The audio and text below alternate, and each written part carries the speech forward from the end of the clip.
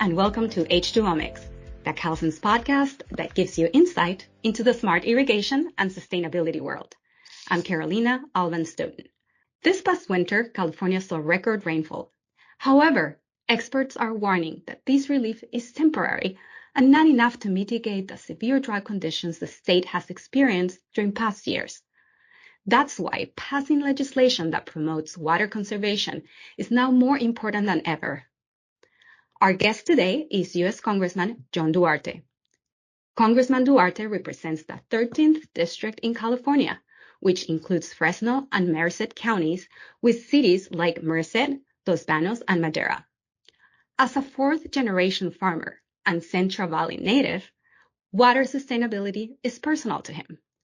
So much so, he has introduced a bipartisan bill with Arizona Congressman Ruben Gallego called the Water Infrastructure Modernization Act, which would boost water conservation infrastructure. Welcome to H2OMICS, Congressman Duarte, and thank you so much for taking the time to be on our podcast. Well, it's great to be here. Very, very happy to be with you today. Your district has a mix of population centers, for example, Patterson, Merced, parts of Modesto, and a substantial amount of agricultural lands in operation. For both municipal and agricultural water uses, what do you see as the main water challenges to address? Well, supply. But we have both supply issues and we have quality issues in my district and throughout California. In terms of supply, I mean, is there just enough water for all the farms, for all the irrigated landscapes, some of them residential, commercial, some of them habitat landscapes? And then, of course, the farming and the drinking water quality issues we have here in the Valley. We have a unique geological situation here in the Valley. And in some areas, we have groundwater issues that really tell us that we have to move our municipal areas to surface water treatment plants and make sure we can supply them with surface water. We've got to put in water in the Valley here, and I think water everywhere, we have to start to center the morality around abundance. I think as a country, we've talked about scarcity as being a moral pursuit and using less and having less and learning how to deal with less. Well, efficiently using water resources is always very, very important, but we can meet all of our needs and we can continue to expand housing and food production and habitat value if we look towards water abundance versus scarcity to meet all of our needs. You know, it's very important that you mention this, especially because, as I mentioned earlier, California saw an unprecedented amount of rainfall this winter. But for years, the state has experienced drought, even severe drought. What more can lawmakers do to address these swings in water supplies in the future? Sometimes it feels as though people get comfortable and forget. So tell us a little bit about what lawmakers can do to just keep this top of mind. Well, really, we need to do two things. We need to use our surface water as efficiently as possible. And right now, we're not doing that because we simply don't have the reservoirs, the infrastructure, the conveyance systems in place to hold our water in very, very wet years or even moderately wet years, and then stretch that water out and release it for all types of uses, agriculture, landscape, municipal water use, and habitat value over the next couple years. If we do that well, build the infrastructure and manage it carefully, we can then preserve our groundwater resources to kind of carry us through the longest, driest droughts. And we should think of our groundwater resource as a credit card that we use in an emergency, not as our primary supply source for most areas in California. I love that analogy of the credit card. That's right. Now let's go to talk about this bill. You're authoring the Water Infrastructure Modernization Act. What are the main components of the bill, and what will it do to assist Californians on the things that you have mentioned? Well, the original bill is a bipartisan effort. I'm very, very proud to be a part of it. It really looks a lot towards municipal systems and solving some of the municipal systems. We have water system sensors that can send data regarding flow rates, volumes, pressure, to managers and customers. We can look for machine learning tools to learn when the system's using the most water and when we can detect leaks. There's a lot of suspicion that throughout America, our old water systems are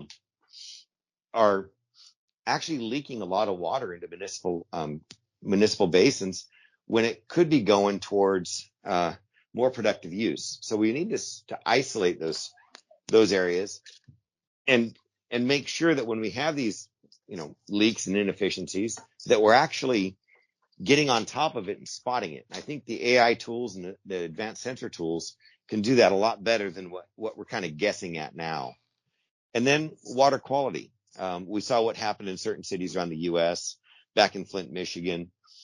We should be measuring the pH of our water. We should be measuring the EC of our water. These are really simple sensors, as you may know, to put in place that if we do have a water quality problem, they won't tell us exactly what that water quality problem is, but if there's a sudden change in EC or pH, we'll know fairly quickly that we should go look closer and see what it was. I like this bill a lot. It's small. It's only $50 million, which in government money is small, but it will allow us to put some pilot programs in place that are going to have implications for many municipalities and hopefully for agriculture and landscape as well. I when you were talking about machine learning and artificial intelligence, I got very excited because at Calsense, we just launched a roadmap that includes and embraces machine learning, artificial intelligence to be able to keep beautiful landscapes sustainable. We like to see our green here in California, and so leak detection is one of the many things that we can do, and it is amazing sometimes to see how much water is wasted precisely by what you were saying, there's leak detection. On the agricultural side, I know I'm an almond grower here in California, and almonds use a lot of water, and water is often a constraint to how many more almonds we can grow. And we're using a system out of Israel called Phytech that uses trunk dendrometers to actually monitor individual trees and see when they either have a good water supply and the trunk kind of gets a little swollen up, a little fatter because it's hydrated well, or when the water constraint increases and the tree gets under stress, we can actually watch the trunk shrink by these sensors. And tying that in with satellite foliage temperature imagery, we can actually apply a lot of these technologies from agriculture to landscape. We can actually grab some of these municipal technologies that check the water system flow and have an early problem detection into agriculture. So these things really aren't that different as long as we start, seeing companies like yours build the machine learning platforms, and we support that by allowing some of these municipalities to kind of adopt them and do some pilot programs before they're, ready for prime time. It is so interesting to see the applications also for agriculture, like you're mentioning, and like you're saying, that technology is out there, and it's just a matter of making it accessible. So, as I understand it, one component of the bill will be to provide funding to the EPA for grants for community water systems to address those leaks, pipe integrity, and water use monitoring. How can smart technologies help to provide water savings for communities in need? Well, that's exactly it. Is we want to make sure that a lot of the communities in need are the older communities. They have the older municipal pipes. They have the older, all the infrastructure of a big city over the top of them, and spotting leaks and identifying problems is a big challenge. So we're going to leave this fairly broad. It's not a bill that demands that only specific types of grants be applied for. And we'll let the cities and the vendors and the technology companies kind of come to the grant program and tell us what they want to do. And, it could be things that are off our radar right now. It could be things that we've already discussed. We really don't mind. Another thing to keep in mind here in California particularly, but anywhere in the arid West, is down in Phoenix, Arizona, for instance. A lot of these cities and municipalities are having trouble meeting housing needs because they can't prove a long-term supply of water. So water efficiency and water savings discovered through this program could actually free up water availability so that housing needs can be met in the future. So it's a housing affordability strategy as well as just water conservation, because without more water or conserved water, we can't expand our housing and keep housing affordable, anywhere in the arid West right now. Yeah, housing affordability is certainly a big topic here in California. and like you mentioned, in other places as well. So if your bill is passed, how can communities with needed infrastructure updates complete an application for funding assistance? Can you just tell us a little bit about that? Go to my website, duarte.house.gov, and see our grants page. As soon as this bill is manifested into an actual grants program, we will be putting the links right there. So duarte.house.gov is where we'll have a grants page, and that's where we'll provide links. And then we'll be hoping that we can work with some of the municipalities and states to push the grant program out to cities and municipalities so they know it's there. That is fantastic. And we will make sure we will continue to communicate with your office so that once those links go up, we can share them on our end as well. So what are your other water infrastructure priorities for the remainder of the term? The biggest priority we have is to make sure that Californians in particular, and this does impact Arizona and Nevada as well, because we all share the Colorado River Basin. Well, we've tapped the Colorado River Basin extraordinarily, and it's doing a good job for us. It's got over 60 million acre feet of catchment on it. We just have to fill it up and not exhaust it as fast as we've been doing. Over in California, we're not lifting our share of the weight.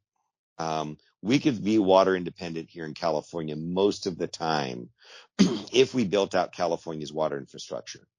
And to build out to, raise Shasta Dam, build Auburn Dam, build Sites Reservoir, raise a few of the reservoirs we have here now, Don Pedro Reservoir, the San Luis Reservoir, we could create another 6 to 10 million acre feet of water for about $30 billion. Now, $30 billion is less than 1% of 1 year's GDP here in California.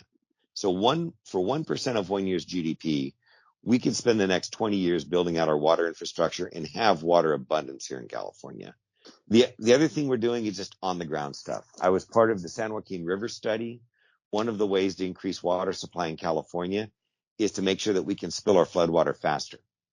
Every year the dams fill up somewhat, and we have to judge, what if we have another year like 2023 where it starts raining and doesn't stop? We look at our flood control system. We say, okay, we can only keep this much water in the reservoir, because if we get inundated, we won't be able to spill it as fast as we'd like to. Well, if we dredge the San Joaquin River, if we survey the choke points up and down our drainage channels and correct them with some dredging and some vegetation clearing and have a larger spill capacity for our reservoirs, we can then hold more water in our reservoirs to deal with the flooding when it does occur. And so what we've done to help this is we've put through the Los Banos Creek Recharge and Recovery Project for a grant, and that would look at the San Joaquin River flood control system and make sure that we're opening it up where we can open it up and protecting the often low-income communities in my district from flooding. And then we also have a lower San Joaquin River feasibility study that we're looking for a grant for that does the same thing. It's simply dredging, clearing vegetation, opening up the water flow channels so that when we do have extraordinarily wet years, our spill capacity is higher. And that, maybe the wet year comes once every 40 or 50 years, but that lets us keep more water in the reservoir every year. And it lets us make that water available for irrigated landscape habitats. It lets us let that water go more judiciously through the summer if we do want to. And I know we do want to keep protecting the salmon, the smelt, if we can recover them. We have that water through the summer to do it with. We have it for municipal. We can expand our housing availability in California. We can take care of our farms better here and create jobs in California. So these flood channel improvement acts are very, very important to long-term water sustainability here in California. And again, if California can do more of its heavy lifting with the Sierra Nevada and the watershed we have up there, then we put less demand on the Colorado River system. And I think that's better for many of the Western states. Congressman Duarte, this has been a lot of information, really good information. So thank you so much for joining our podcast, and we wish you all the best with this much needed bill. Please keep us posted. Thank you. Great to be here with you today. That was U.S. Congressman John Duarte, who represents District 13 in California. Thanks for listening to today's episode. If you'd like to listen to other episodes, visit calsense.com/podcast or search for H2OMICS on your favorite podcast platform. Until next time, I'm Carolina Alban Stoughton.